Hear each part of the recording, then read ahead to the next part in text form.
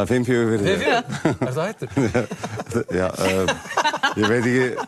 Doku, já, hvernig ber maður það fram svona rétt, kannski? Doku? Já, Doku. Já, hann, akkurat. Virkilega vel gert þér. Já, hann hefur verið svona í umræðinni síðustu daga út af ég bara væntanlegu barni sem er ákoma einhvers staðar hann aðra vikuna í júlí og hann er búinn að láta fólk vita að hann ætlar að fara heim og sjá sitt fyrsta barn kom í heiminn.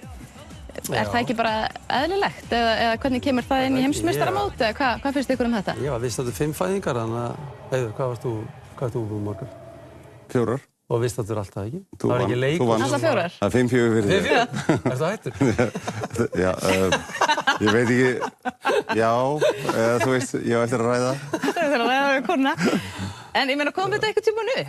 Þú veist, það átt að fara, átt að vera, hvernig? Og það er náttúrulega bara ótrúlegt og ég og bassmóðir mín áttum alveg óbúslega fallið samband þar sem að við gátum svona hliðra aðeins til og tæknin segir til það.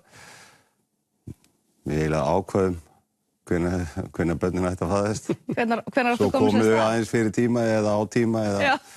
En það hendaði mér rosalega vel. Þetta var svona millilandsleikja áður en ég var að mæta einhvert erlendis. Já. En það er ekkert, sko, er eitthvað mikilvægara í lífinu heldur en að vera viðstaddur. Ég skil ekki hvað að vera röfli við þessu. Það þarf ekki að ræða. Hann hefur bara verið látinn heyra það, sko, eins og það sé. Og við líka fengið fulltastunni. Sko, við sem foreldrar, við ætlum ekki að ræða þetta. Mikilvægasta í lífinu er okkar börn. Maður byrjar að tárast hérna bara.